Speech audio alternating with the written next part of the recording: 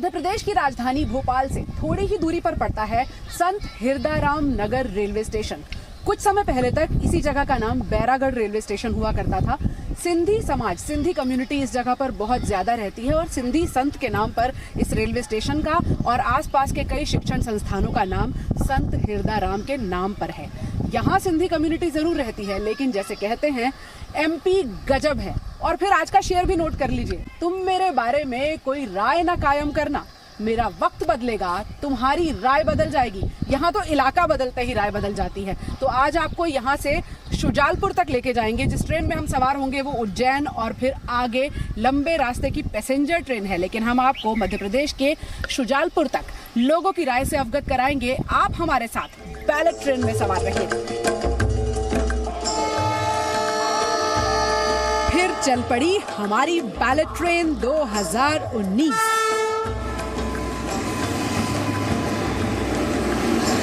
Train में माहौल जरा फिल्मी सा लग रहा है, आपको नहीं लग रहा? I'm Shahrukh Khan fan. Oh, you're Shahrukh Khan fan. Shahrukh Khan fan, and it is Chennai Express. Believe me, ये MP से नहीं जा रही है, अभी ऐसे लग रहा I है। like movie. कुछ कुछ होता है. Okay. I songs. सुनाइए। तुम पास आए, वाह। क्यों मुस्कुराए, तू मैंने जाने जा, सपने दिखाए। कि इधर उज्जैन और इंदौर में क्या माहौल है अभी इलेक्शन का? इलेक्शंस तो अभी हुए ही है हमारे यहाँ में, ये लोकसभा वाले। अब जो लोकसभा आने वाले हैं, अभी तो कुछ माहौल नहीं बना है वैसे एमपी में। मोदी फिर से मोदी अंतर तो आएगा पहले की तुलना में। एक चांस है. अंतर आएगा। बहुत अंतर आएगा। अंतर इसलिए भी आएगा ना क्योंकि अभी आपके जो स्टेट इलेक्शन हुआ उसमें कांग्रेस आई है, तो उससे अंतर आएगा।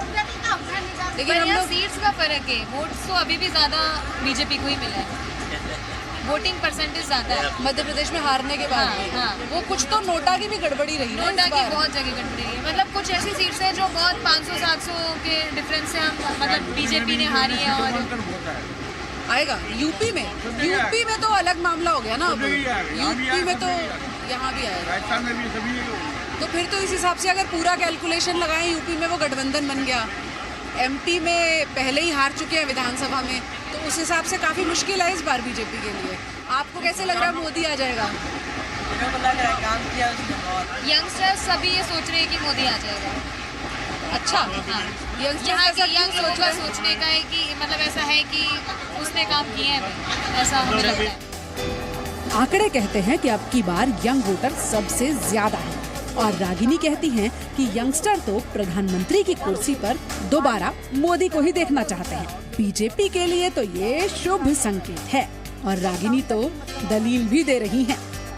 हर एक एरिया वाइज तो मैं नहीं बता सकती कि कितना मतलब विकास और क्या सब चीज़ें, लेकिन ओवरऑल परफॉर्मेंस मुझे ऐसा लगता है कि मैंने अपनी अभी तक की जो लाइफ है, मेरी 25 इयर्स की लाइफ है, और जितना मैं समझ सकती हूँ इस एज में, उस हिसाब से मुझे लगता है कि he is the best prime minister ever. Ragini ji, आपकी समझबूझ पर भला कौन संदेह कर सकता है? लेकिन ये तो कहिए कि मनमोहन सिंह भी तो इसी भारत देश के प्रधानमंत्री थे। आपने तो मोदी जी को बेस्ट करार दे दिया, ऐसा क्यों? लेकिन उसके बाद मनमोहन सिंह आए जो बिल्कुल साइलेंट प्राइम मिनिस्टर जिन्हें कहते हैं, और उनके बाद ये आए तो लगता है कि ये काफ़ी कुछ करेंगे। ऐसा नहीं लगता इन्होंने मनमोहन सिंह की साइलेंस की पूरी कसर पूरी कर दी ज्यादा बोल के? नहीं, कई लोग ये भी कहते हैं कि इतना भी नहीं बोलना चाहिए प्रधानमंत्री को। हाँ बोलते हैं, लेकिन कुछ चीज़ें हैं जो बतानी पड़ेंगी जनता को। आप कुछ कह रहे हैं? वेरिएशन लाया अपनी लैंग्वेज में, मतलब कि अपने तरफ खींच लेते हैं उनको इतना, ये ऐसा चीज़ें बोलने में। ऐसा बोलते हैं? हाँ, मतलब लगता है कि करके दिखाएंगे। मैं बोलता हूँ कि मैं फर्स्ट नंबर लाऊंगा, बट कोशिश करूंगा अपनी तरफ से, वो चीज़ है। यंगिस्तान तो मोदी की आवाज पर फिदा है, लेकिन क्यों भाई, क्या सिर्फ मोदी जी के भाषण से बात बन जाएगी?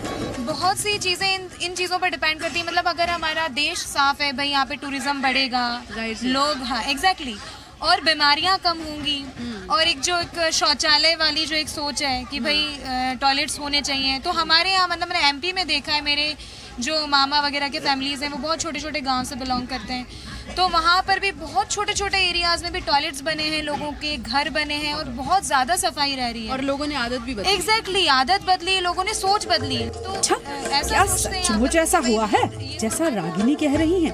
अंकल जी के तेवर तो रागिनी के विरोध वाले लग रहे हैं। अंदर देखिए तो जा करके, बाहर मेन जगह क्या देख रहे, अंदर जाइए जहाँ सफाई होनी चाहिए। तो आपको लगता है स्वच्छता अभियान का उतना असर नहीं हुआ जितना हमें नजर कहीं है जो खास दिखाने की जगह है प्रॉपर, हाँ भाई सफाई के लिए आएंगे सर्वे के लिए, वहाँ दिखाना है, उसको साफ रखना है, बाकी गंदगी पड़ी रहे।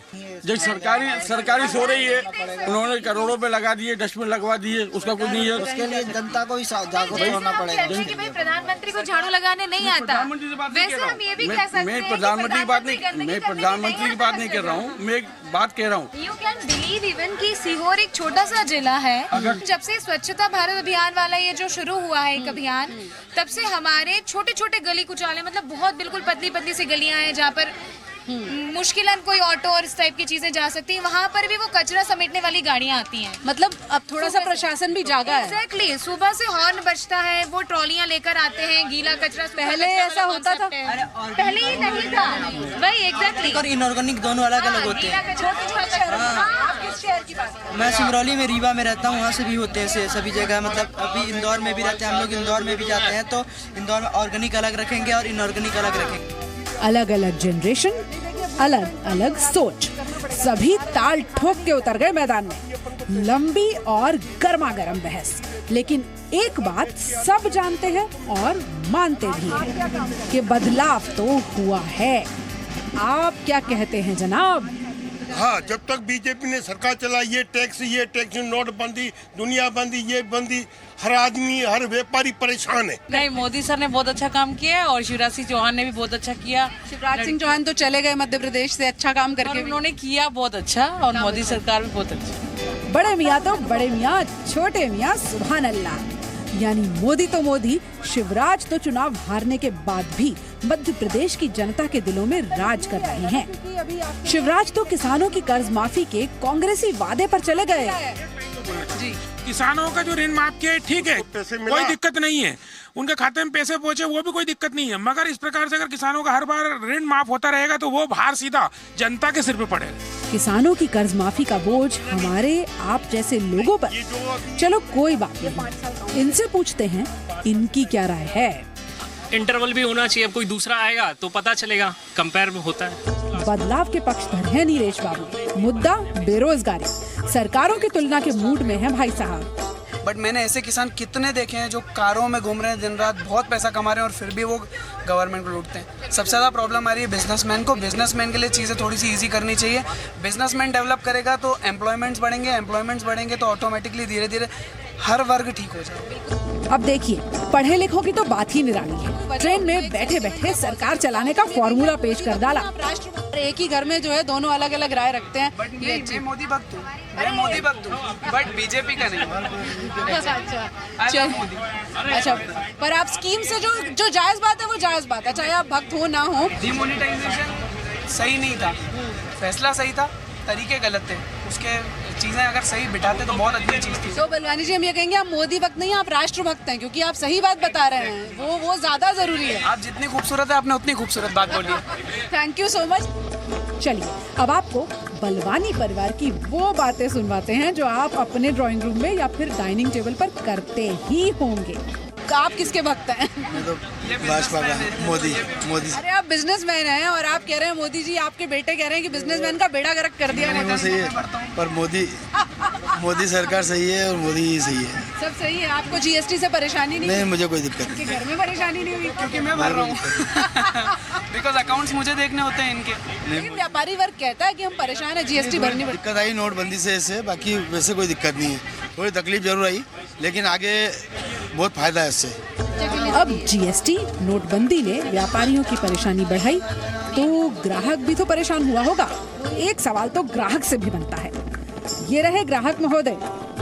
अब पैसे का हिसाब देना पड़ेगा जी, और पैसे का हिसाब देने से सम्मान बढ़ेगा। देश मजबूत हो रहा है, विदेशों में अपनी कीमत बढ़ी है, राष्ट्र की सेना को जो है वो सम्मान मिला है, राष्ट्र की सेना मजबूत हुई है, और कुल मिलाकर इस सब का असर देश के एक लंबे समय में बहुत अच्छा पड़ने वाला है। बैलेट ट्रेन 2019 का यात्री भी कभी कभार हैरान कर देता है।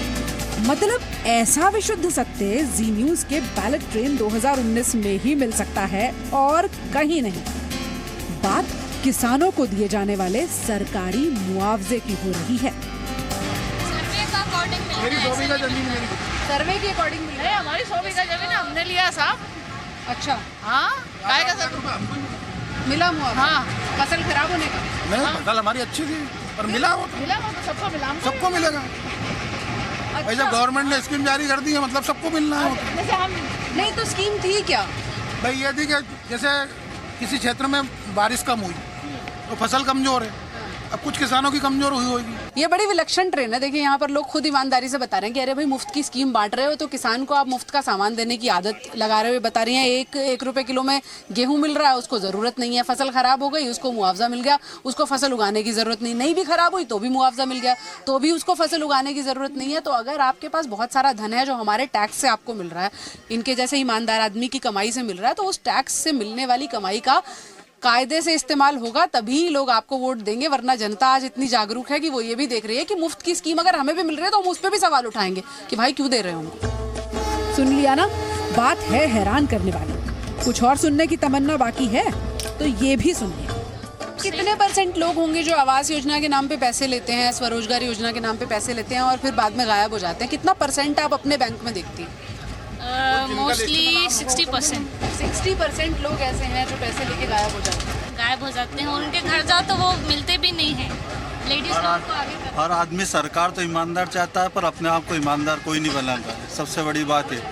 ये हुई ना बात, ये है प्रोग्रेसिव भारत का प्रोग्रेसिव वोटर, जिसे सिर्फ अधिकारों की तमन्ना नहीं, कर्तव्यों की फिक्र भी है।